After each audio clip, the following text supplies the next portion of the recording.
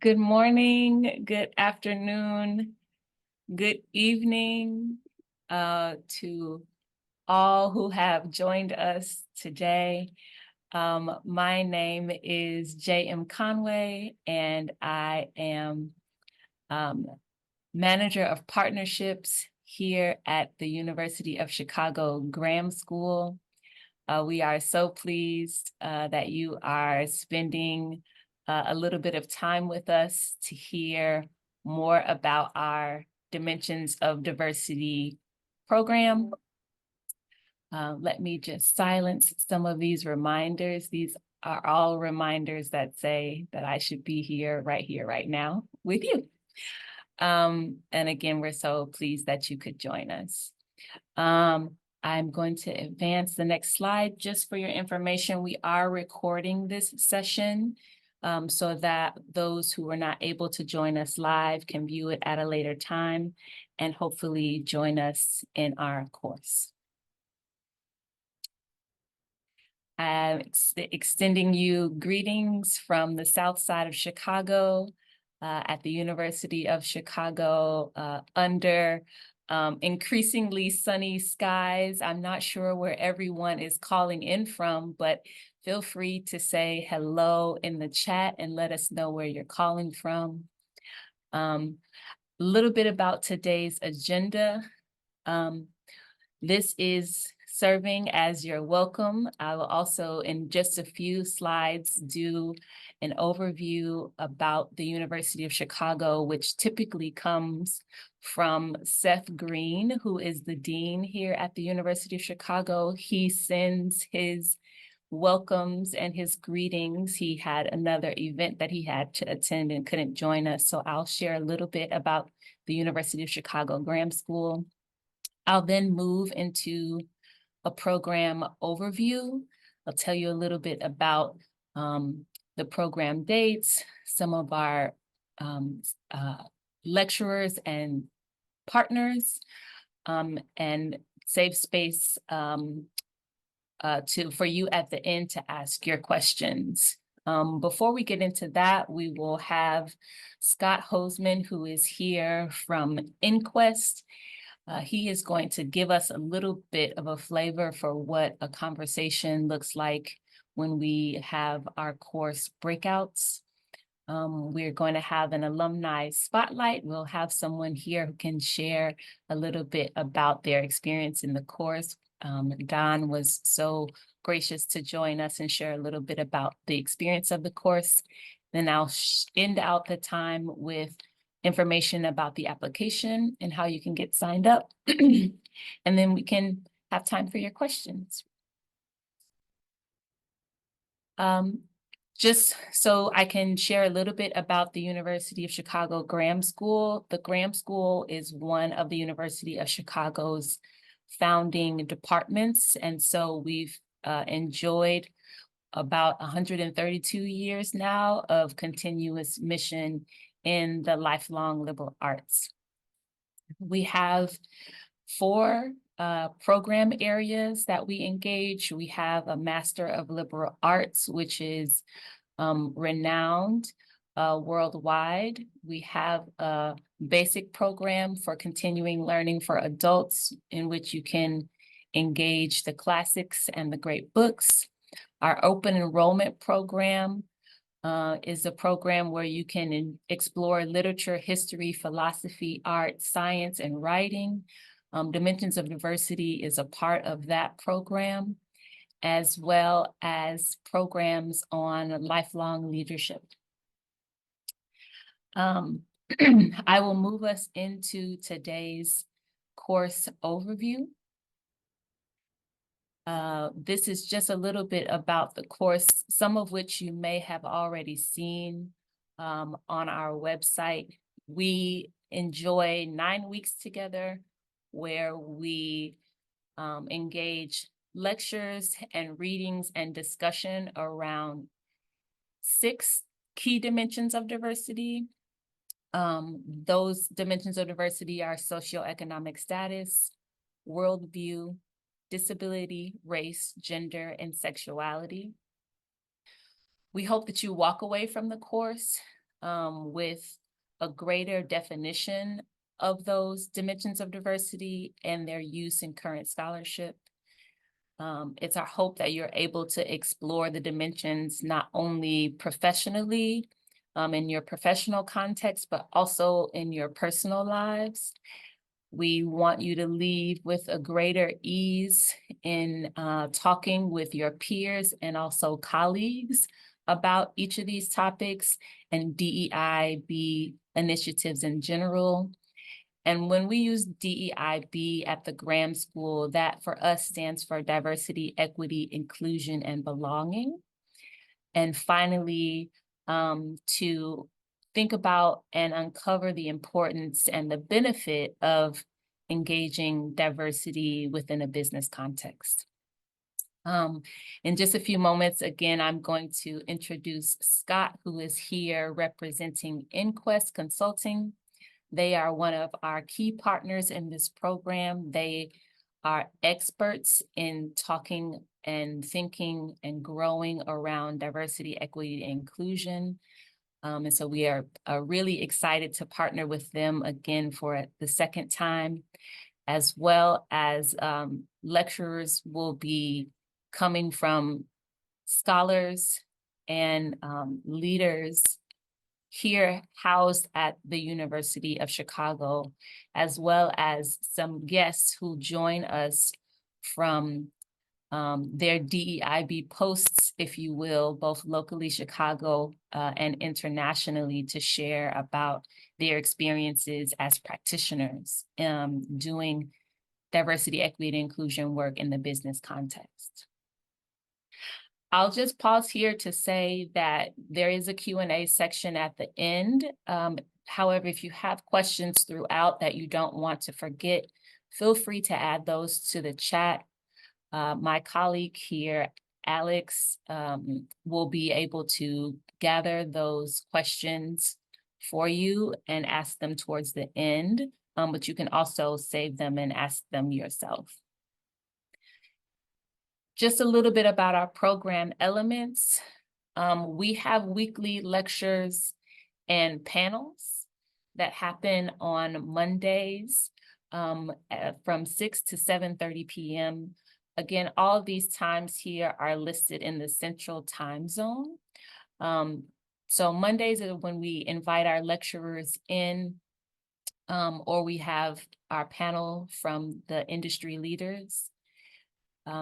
Those weekly lectures are supplemented by weekly readings. We aim to keep those readings rather short, as we know that many of our participants in the course are working professionals and busy adults with a number of responsibilities. And so we try to keep those readings short, informative, and engaging. And then once you finish the weekly reading and the lecture on Monday, you have 5 different opportunities to join a smaller discussion with a small set of peers, anywhere from 10 to 15 other folks who are in the course at a dedicated time each week.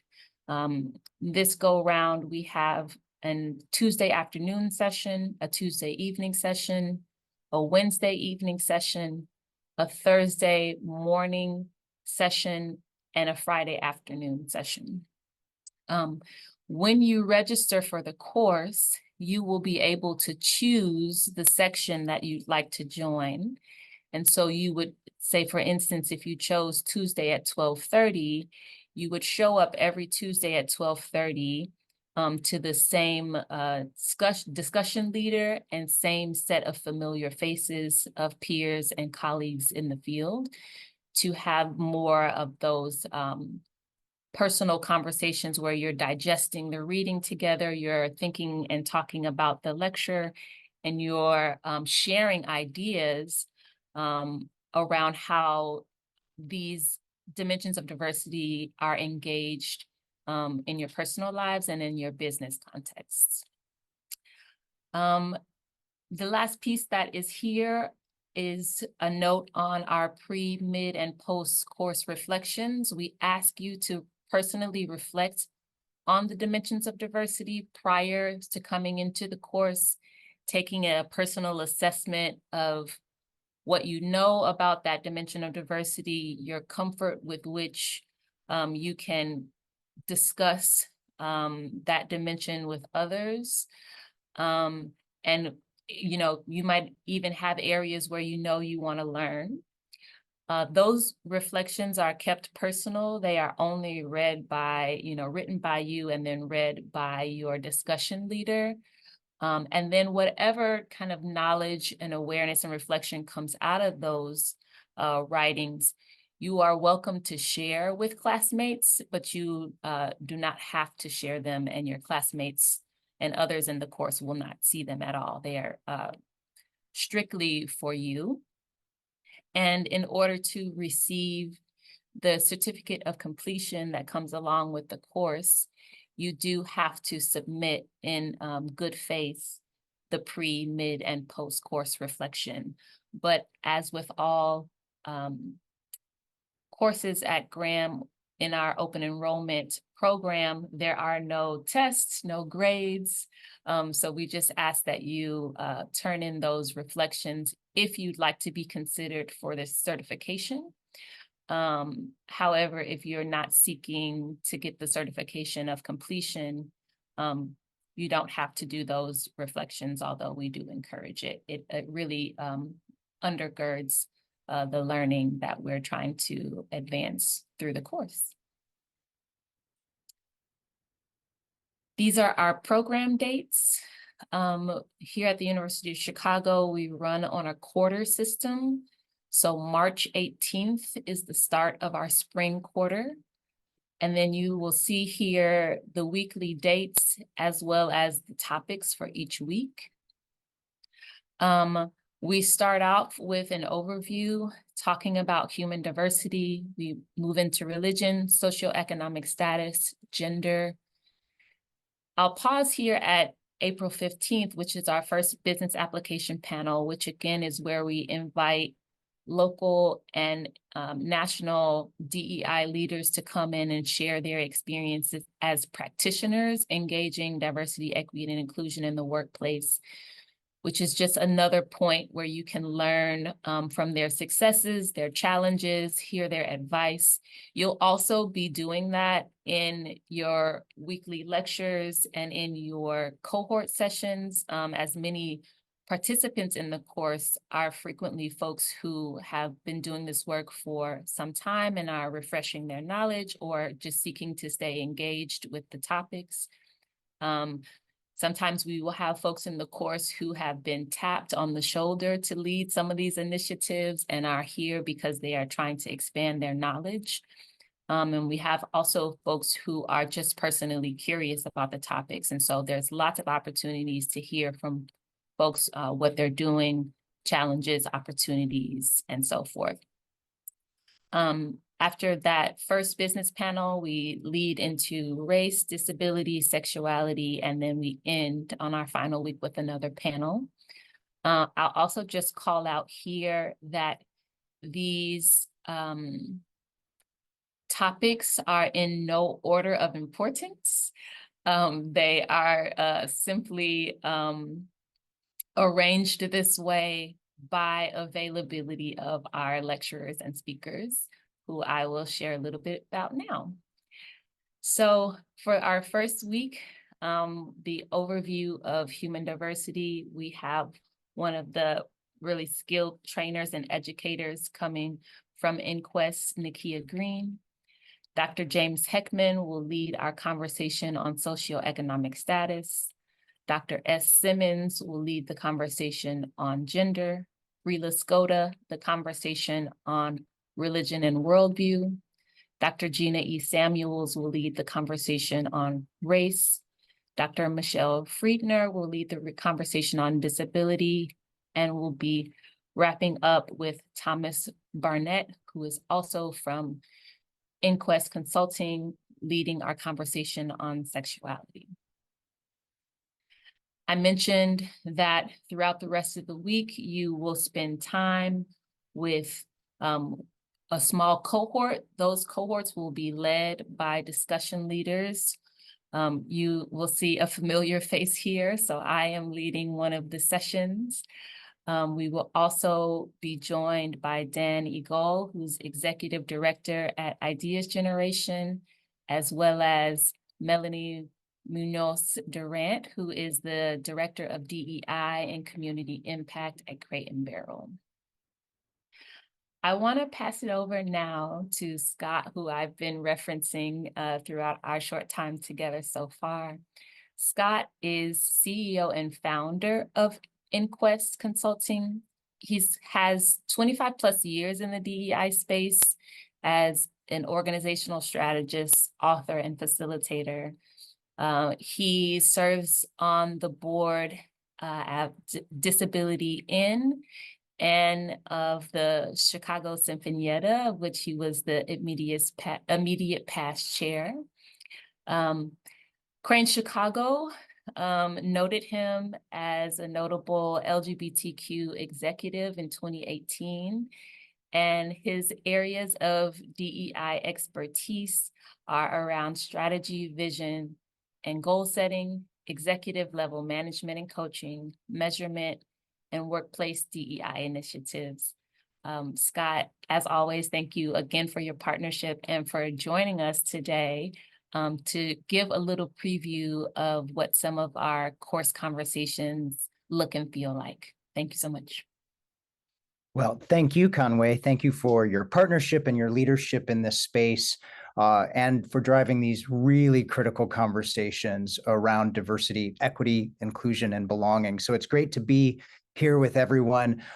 Scott Hoseman, my pronouns are he, him, his, to offer a visual description. One of the dimensions that you're going to be covering in this course, should you enroll, is disability. And I'm going to offer a disability inclusion best practice, and that is to offer a visual description. So I'm a 50-something white male with thinning gray hair, and right now a fairly long, bright white goatee, gold-rimmed glasses, and a cream sweater today. So that's a visual description of me. Again, from a disability inclusion perspective, not everyone is able to see the screen or view the video. And so that's one of our best practices. So trying to give you a tip already as we move into today's session. So my job in the next roughly 20 minutes or so in this agenda is to give you a bit of a flavor and a feel for what your experience will be like should you enroll in this overview of human diversity course by the Graham School. And I will tell you, we had the privilege of participating in the last cohort. Just the richness of discussion and the learning that happens between participants, as well as the learning that happens from your lecturers and instructors and business leaders is really just so rich and meaningful. But how do we do this? How in a 9-week course with very short sessions every week cover all of the dimensions of the full breadth and depth of human diversity? Well, the reality is we can't get to it all, and we can't get to all of it in maybe as much depth as some of us would like. This is an overview to give you a good, solid DEIB foundation. And again, DEIB, diversity, equity, inclusion, and belonging. And so I'm going to ask, and I know some of you just said, hey, I'm enrolling in this info session. I may not have been expecting to participate live, but I'm going to ask that everyone actually engage in this next portion of the program, should you be so comfortable. And here's what I'm going to ask you to do, and it's on the screen here. Imagine you were introducing yourself to someone in this cohort, and what comes to mind? I am a fill in the blank, but I'm only more than that. I'm more than just one thing. I'm also and I'm a blank. Fill in the blank. So 3 spots to do that. And I'm going to ask that everyone do this in chat. And I'm going to model what I mean by that here for just a second. So in chat earlier, I mentioned that I'm dialing in from Florida today. So the first thing for me at this moment in particular, I am a son. I actually am sitting in my mother's hospital room, and while she's here getting care in Florida, here for a visit. And so I'm very much mindful of my space in that regard, in terms of being here to help provide some support and care for her. But that's not all I am. I'm also a husband. On Saturday, my husband and I, of 8 years, Joe, we leave for an annual vacation that's very important to us, that we've kind of made a ritual in the 28 years that we've been together. So he and I are going to be enjoying that vacation that starts on Saturday. So super excited about that. So that's very top of mind for me in terms of my identity.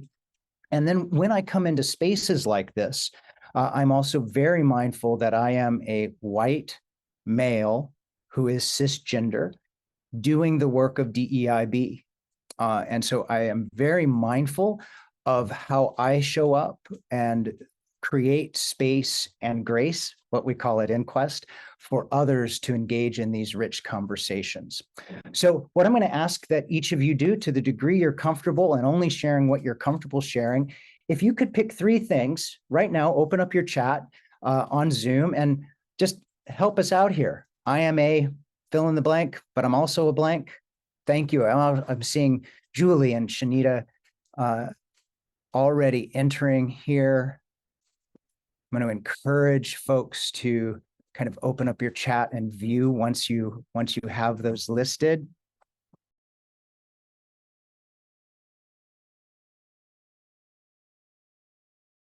Give everyone a moment here to just keep entering as we're seeing some of these.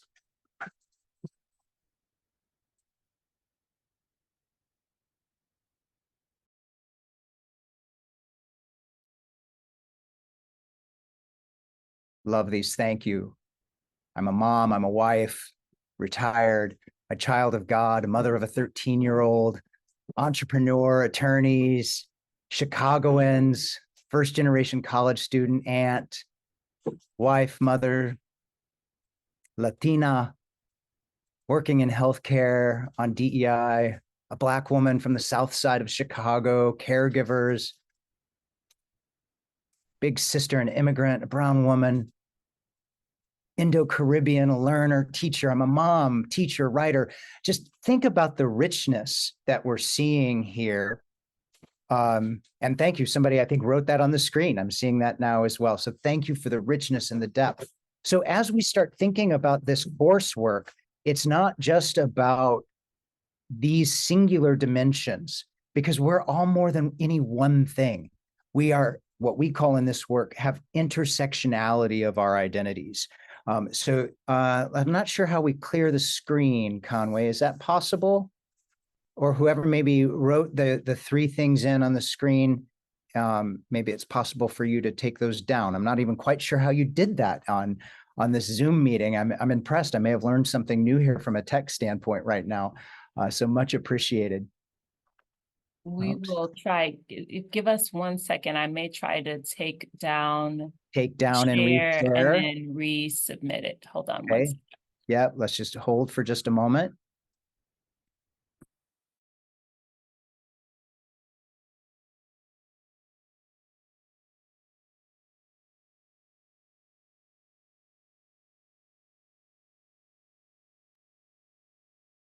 There's a new technology little plug there that we just saw and witnessed. I'm not even quite sure how that happened. Have something to learn. There we go.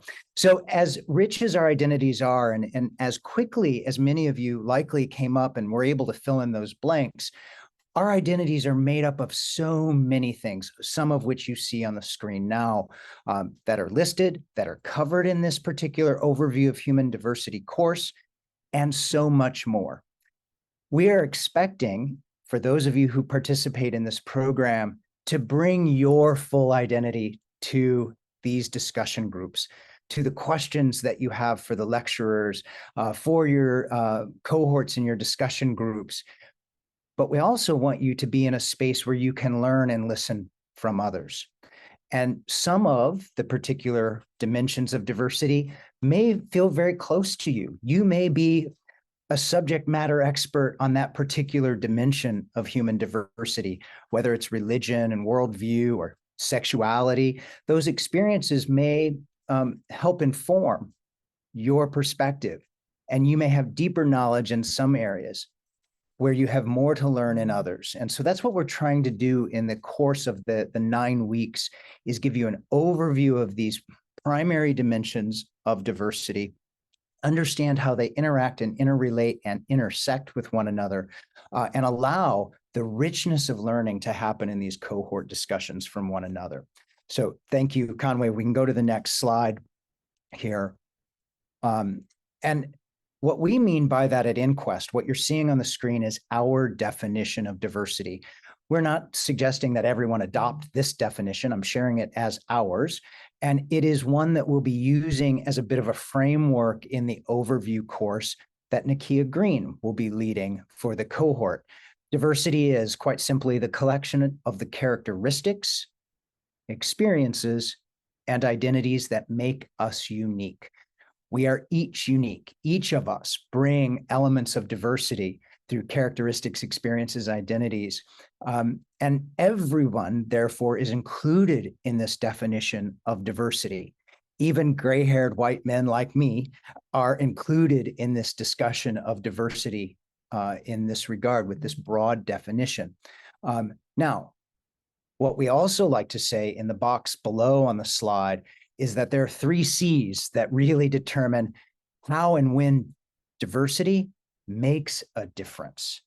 And so this is really critical for us. So while we approach diversity from a very broad, rich definition that includes everybody, when do certain dimensions of difference make a difference? And so we ask, and we'll be exploring in this coursework together, to have you consider when culture, whether it's culture within the country, global cultural context, social norms, customs, laws, all of that impacts when dimensions of difference make a difference. The clock. We often think about the times we're in. When diversity makes a difference may be different depending on where we are in our history, where we are in terms of time horizons, and then finally context. The environments we're in. Is it an academic setting? Is it in a professional setting? Do those dimensions of difference make a difference when we're with our friend base or family?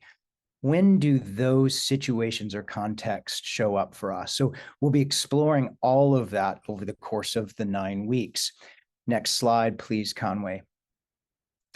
So we have a first poll question for you. And so thank you again for all of you who have entered into chat your dimensions of difference as it stands for this moment in time. Here's your next opportunity to engage. I believe, Conway, we're going to be seeing a poll question pop up. You'll be able to do that here on the screen. Generally, I believe my colleagues think about your professional setting, have a consistent definition of diversity, and value its importance. A binary response, we're kind of forcing you into a yes or no answer here. Single choice, yes or no. I believe my colleagues, the people I work with or in my professional environment, have a consistent definition of diversity and value its importance.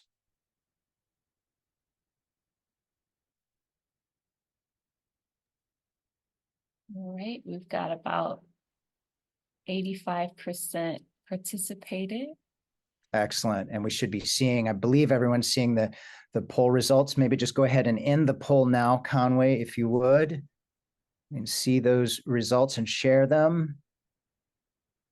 There we are. So 61% of you saying yes. I believe my colleagues typically have a good understanding of diversity and value its importance. Congratulations to those of you in the workplace or your professional experiences that's the case. And almost 40% of you answering no, that there's not for either one of those definition and or valuing its importance. So that context, we want to make sure that even in this first polling question, we're not all going to come at these topics from a consensus necessarily point of view. Our experiences outside of the coursework are going to drive where we may be curious, where we have stories to share ourselves with our cohorts, and how we engage with others. So thank you for this. This is telling and helpful for us as well. So Conway, we'll move to the next slide here. I would be remiss if we kind of went too far in a DEIB discussion right now without talking about the significant shifts that have occurred in the landscape of this topic. You see some of the major shifts that have impacted this work in recent years. Conway mentioned in my introduction that I've been doing this work directly for over 25 years, long before it was perhaps as prolific and prominent as it is today. So I've seen a lot. I've seen a lot of ebbs and flows in the DEI conversations. And in fact, 25 plus years ago when I started, it wasn't DEIB, it was just diversity. And then we added the I for inclusion. And then the E came, and now the B is prominent as well. But I think it's important to note that at this moment in time, particularly in the US, but I would argue globally as well, there's a great deal of tension on this topic. And not that there always hasn't been, but it's particularly unique in this context today. And that's part of what will be explored over the 9 weeks. And you see some of those factors here. Of course, we've got the ongoing news cycle and legislative impacts and decisions that relate directly to DEIB. We've got the murder of George Floyd that we're still being impacted by from May of 2020, return to work and hybrid policies coming out of the COVID era, and then all sorts of climate events that are not impacting everyone in the same way that you see in the lower left. So there's a lot that's happening and shifting in the DEIB landscape. So if we can go to the next slide, please. So what I'd ask here is if you can, again, poll question number 2, this will come up in just a second. Given that shifting landscape from your experience, do you find that it's easier to talk about diversity-related topics at work today than it was in recent years, or is it harder? So given all the shifts today, what is your experience? Is it easier to talk about these topics at work, or is it harder to talk about these topics at work? Give you a few moments to answer poll question number 2.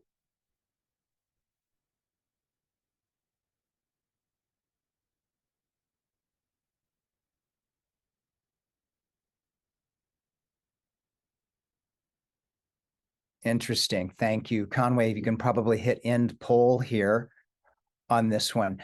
I'm a little fascinated by this, but there may be some correlation. For those of you who said my colleagues are aligned with a consistent definition of diversity and value its importance, guess what? That 60% is pretty much what we have here as well, and easier to talk about. So in those environments, there may be some correlation where it's easier for me to talk about diversity-related topics. For those of you who may have mentioned, no, my colleagues aren't necessarily aligned in those ways, it may be harder. Again, we want to hear from all of these different experiences and unpack some of those stories for you over the course of the nine weeks. So Conway, thank you. You can stop sharing these results on this poll. All right. And we'll go to the next slide here. So part of my job, again, was to get some interaction going here and model that this isn't just about lecture. This is about taking some topics, engaging this cohort in ways that make sense. So I'm going to ask, and perhaps if we can go off mute and just quickly, if you would share, what are some of the headwinds or tailwinds that you're experiencing? Headwinds meaning what are some of the factors that may be making it harder to discuss diversity today? Tailwinds, what are some of the things that are making it easier to talk about diversity today? Would ask that you can either put that into chat or come off mute, and we'll entertain a couple of those comments. We won't be able to hear from everybody, but I would love to hear some quick reactions from those of you who have joined today's info session.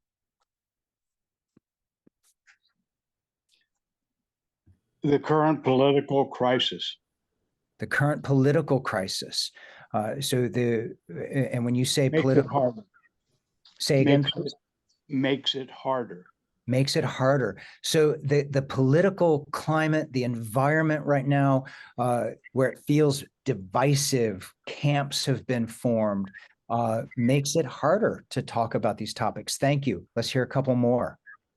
I think in my work environment, it's easier in the sense that more people are on board and aware and willing to discuss topics of diversity, equity, inclusion, and belonging. But on the flip side of that, because there's a heightened level of sensitivity, that is a headwind because people want to be really careful and do the right thing. And sometimes that's paralyzing. Yeah, so I want to make sure while I may be open to it intellectually or conceptually to talk about these topics, I don't want to get it wrong. I don't want to offend anyone. I don't want to say the wrong thing. And Emily, right there, I just see your text, your chat popping up, fear of offending someone. Thank you for that. Donata, I see from yours DEI fatigue. What is that? Can you maybe share a little bit about what you mean by DEI fatigue? Sure. With the headlines in the national news, there's just so much conversation around what really is meant by diversity, equity, and inclusion. Mhm. And it's not all aligned. And so some folks are just feeling like, I don't even want to talk about it because it's too hard to talk about. It's too hard to align on it. I don't even know what we can agree on. So people are just tired. Mm-hmm. Thank you for that. And Charity, I'm seeing your comment here as well. So thank you for yours. It's harder because people think DEI causes division rather than bringing people together and leveraging the diversity of our rich backgrounds and experiences and characteristics to create a better workplace, better outcomes for everyone. I'm just reading some comments here. So thank you, Lori, for your comment that in being a white woman in the a majority Black organization, the role of needing to listen and not offer your viewpoint since not representing that population that you serve primarily. So thank you for that. Great comments here.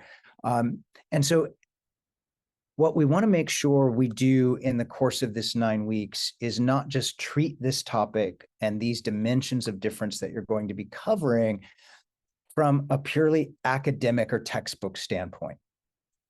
You're going to get some basic information, yes. And it's the context of today that these discussions and your rich cohorts that you'll in discussion groups, you will kind of roll up your sleeves and work with each other to discuss, not necessarily solve, but discuss and explore to hopefully meet the needs and objectives of the program. All right, so thank you, Conway. Let's move to the next slide. And thank you for your interactions here. Because what we fundamentally believe, and I'm going to go back to our definition of diversity, when does it make a difference? When our dimensions of difference make a difference and they shut us down or we feel excluded because of our differences, it's pretty clear that we aren't able to function when we're in experiencing exclusion, particularly at work. We're not functioning at our highest and best selves. And in fact, if you were to do MRI brain scans of somebody who is experiencing exclusion, the MRI and brain scan shows up exactly the same as someone who is experiencing physical trauma or pain. So our perceptual reality, it's clouded. All of this is activity in the frontal lobes of our brain. Our mental clarity is not the same. Problem-solving ability goes down. We reduce our ability to make effective decisions. So all of the things we need in the workplace and in our professional environments, when we're experiencing exclusion, particularly around dimensions of difference, it impacts our ability to show up and contribute in the best way possible. And so these are some of the discussions we also want to have of how do we mitigate the risks of exclusion, particularly on these dimensions of difference over the course of the 9 weeks. Next slide, please, Conway. So in a quick wrap up here, we hope that we've given you a bit of a flavor of you're going to be interacting with one another. You're going to be talking with one another. There's not going to be easy answers. Yes, you're going to get some information and context about these dimensions of difference from the lecturers and the business panels. But you're going to, in addition to that overview and knowledge, you're going to engage with a very diverse cohort of colleagues in this course. And that's going to give you access to all of these different perspectives and ideas on this topic that will hopefully help you think about your place in the world, what you can do to create more equitable, diverse, and inclusive workplaces yourself. So that's kind of the goal here. Hopefully you've gotten a little bit of a flavor, even though this was an info session. We wanted to engage you and hear your voices. And that's an important mantra throughout the 9-week course that you'll experience. So we're always about networking and connecting, and we believe that there's power in that networks that get built. So if you see me on LinkedIn and want to connect, know that that invitation will be welcomed as well. And Conway, I'm going to throw it back to you here to hear a testimonial from one of the past members of the cohort. And so I appreciate the time. Our team of Nakia and Thomas, who will be leading 2 of these sections, we're excited. Hopefully you will enroll and join, and I'll be back with you for moderating one of the business discussions midway through the program. So Conway, back to you. Thank you, everybody. Thanks so much, Scott. And of course, we are thinking about you and your mother as you're there with her as she's healing. Thank you for joining us even while you are on the road, and have a great vacation as well. Thank you. Appreciate that. So we wanted to make a little time to share some experiences from students who were in the class our last go round, which was in the fall of 2022. Today with us, we have Don Wayman, who is the Scientific Diversity Officer for the National Institute on Alcohol Abuse and Alcoholism. Don, I'm going to toss it to you in just a second. I also wanted to share a quote that Vilma Chan, who is at PricewaterhouseCoopers as the Purpose and Inclusion Director, also shared about the program. Vilma says, "It was a great experience to join the inaugural Dimensions of Diversity course. The blend of thoughtful speakers and rich discussions with classmates equaled an amazing learning experience. As someone who's worked in the DEI space since 2008, it was refreshing to continue to delve into the ever-changing landscape of DEI while holding myself accountable to continue to enhance and expand my own inclusive mindset. My hope for the new second class of this is to continue in the same spirit of learning from one another and to get the most you can out of this rich learning opportunity." Don, are you here? And are you still willing to share a little bit about what your experience was like in the course and how you've been able to engage diversity, equity, inclusion, and belonging since then? Yep, I am here. Oh, awesome. It's so good to see you. Yep, absolutely. Thank you for inviting me. And certainly welcome to everybody who is participating in this information session. So I wish I could tell you exactly how I learned about the Dimensions of Diversity course. I think I saw something on LinkedIn, but decided to pursue it. I've been working in the DEI space since about 2015, I guess, and in the federal sector, which is kind of in some ways a niche environment for doing DEIA, DEIB work. But at the time of the Dimensions of Diversity course, I had moved into a position in the nonprofit sector. And so I really wanted to expand my thinking about diversity. And that's what this course really did for me. I would say that the small groups where we gathered and we read articles and we engaged in conversation really helped challenge my thought process in this work. And so since the course, I've actually become the equivalent of a chief diversity officer for my organization.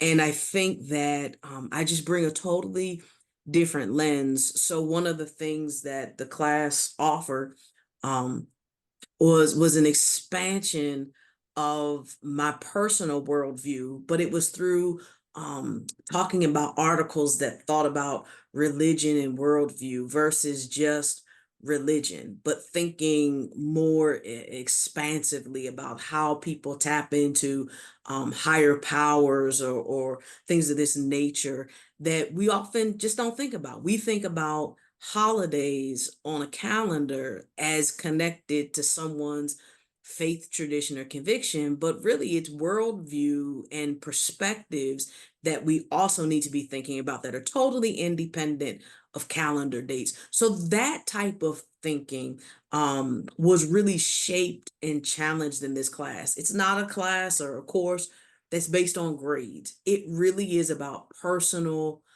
expansion and leaning into discomfort. Some of our group conversations, I didn't always agree.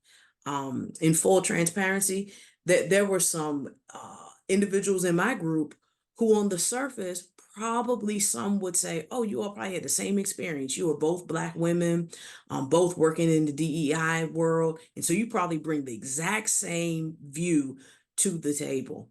And we didn't. And it was good to experience that internal tension, because it was never a tension in the class, but it was good for me to experience the internal tension to help change my thinking about how people are grouped in workplaces. And so we can't just categorize people because of what we see or because of what we think, but we really need to engage. So in the space that I work in now, the thing that drives us are two thoughts. Thinking about everyday inclusion. So every single day, how do I try to reach out and connect with somebody? How do I think about the needs of somebody else? How do I think about who may be excluded from the conversation or the experience? And the second thing that I challenge us to think about is how do we curiously create our workplace? So how do we go in with the mindset that I'm going to be curious and asking questions and trying to create an environment where everybody belongs and everybody is included?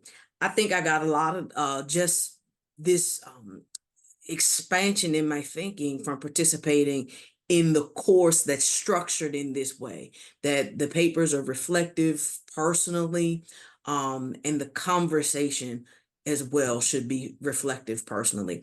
So I'll stop there, but I'll hang around for the Q&A for a little while. And if anybody got questions, I'm happy to answer. Thank you so much for sharing your perspective and for being here with us today. I am actually going to close us out with just a few more details about the course and then open us up to that Q&A section. There is a brief application to join the course. And Alex, if you don't mind dropping a link to the application, if you have a moment, so that people can have the link to sign up. It is brief. We ask for primarily demographic information and then to know why you are interested in joining the course and what you hope to learn from it.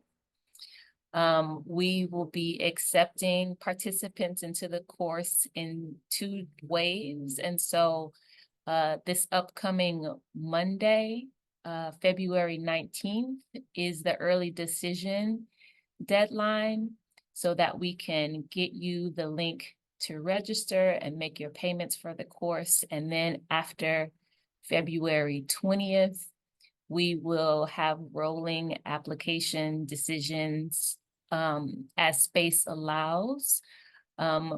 We don't want those small cohort groups to get so large that you can't actually build trust and relationship with each other. And so we try to intentionally keep those groups small. And so this course does have a cap of participation. And so after February 20th, we please, still welcome your applications.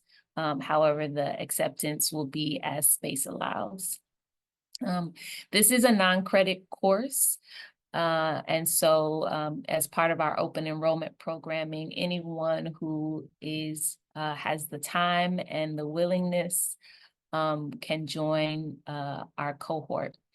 And the cost for the course is $1,500 with scholarships available that you can note your interest in the application. And to just note here that no fees are due until the application has been accepted. We're going to move now into Q&A. And I see some questions already going on into the chat. I'm going to stop the screen share. Feel free to continue to add your questions to the chat and or raise your hand, and we can acknowledge you to ask your question on the mic. So I'm going to stop the share here. And then, Alex, if you can spotlight Scott as well as Dawn in case any questions come in for those two. And Conway, maybe I'll start with a question for you. Yes. Collect demographic data in the application. Why would that be important in the application process? Well, one of the things that we ask about actually are the fields that you're working in. And so part of what we're going to do as a piece of the Monday evening programming is that once the lecture has been given and you've been able to engage in some question and answer with the lecturer, they will leave. And again, the course is virtual, so they'll leave our virtual space, and then we will have a half hour together where we will talk about the content and also some of the ways that we are engaging those dimensions in our own lives and workplaces. And so sometimes we will be grouped out by identity. Sometimes we will be in groups that are kind of intersectional. You will be with others. Like the last time we had the course, there were many people who were working in education. There were many people who were working in local government and politics. And so we will also have opportunities for you all to have conversations with those across. And we see that some of you will have to leave. Thank you all for joining us. Yes. Conversations across the cohort, the larger cohort. You'll have those opportunities in your small group, but they'll be the same small group every week. And so on Mondays, you'll be able to talk and people who are in other cohorts as well. So that's some of the reasons why we ask for those demographic questions. Okay. Alex, do you have a list of questions that you've been noting down that I can maybe tick through? Yeah, I have two questions Okay. from the chat that I will read off. Mm-hmm. Tara asked, will the weekly lectures or panels be recorded and distributed in case we miss one or two? Absolutely. So the weekly lectures are recorded. When you join the class, you are put into our course management system, which is Canvas. And so we will be in an online learning environment together where you get announcements for the course, where you can submit your reflections. All of your readings will be on Canvas as well, so you can access them with ease. We don't require that you buy any books. So all of the articles that you will be encouraged to engage will be on Canvas as well. And then the recordings will go on Canvas. For the breakout conversations and discussions, those are not recorded because we want to ensure privacy. We want to ensure that it can remain a space where we're building trust and confidence in each other.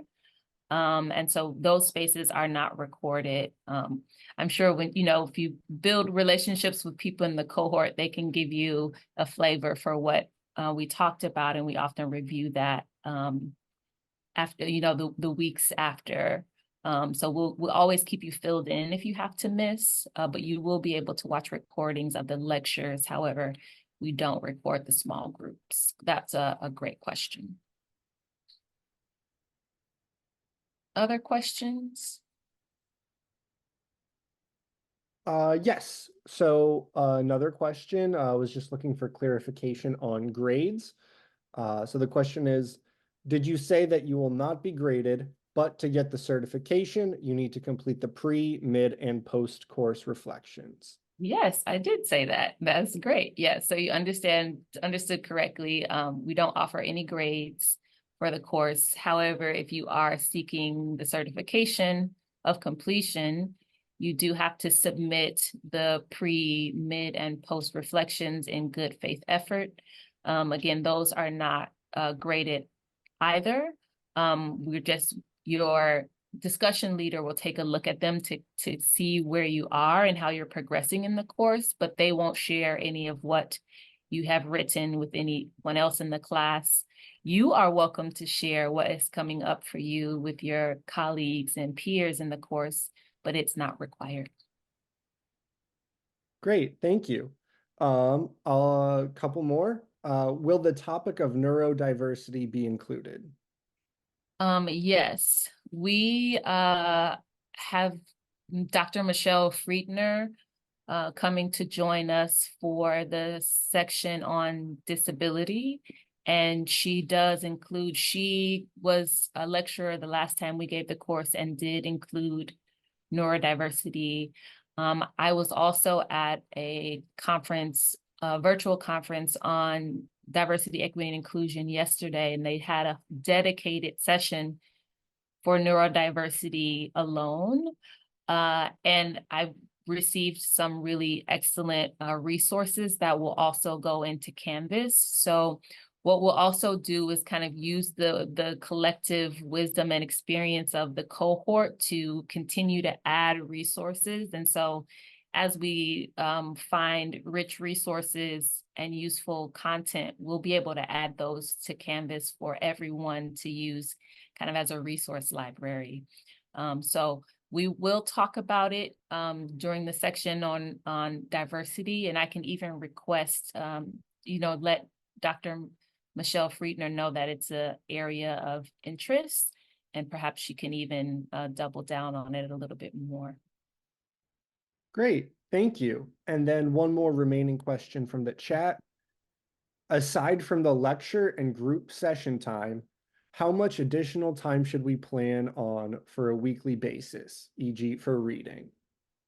Yes, I say, no more than an hour worth of reading. But again, right, thinking about the different ways that people learn, you'll get a gauge for, the length of the articles. We try not to do anything more than 15, 20 pages. If it's more than that, I kind of push back on the lecturer and say, given, the kinds of students that we have, busy adults with multiple priorities, that we keep them short.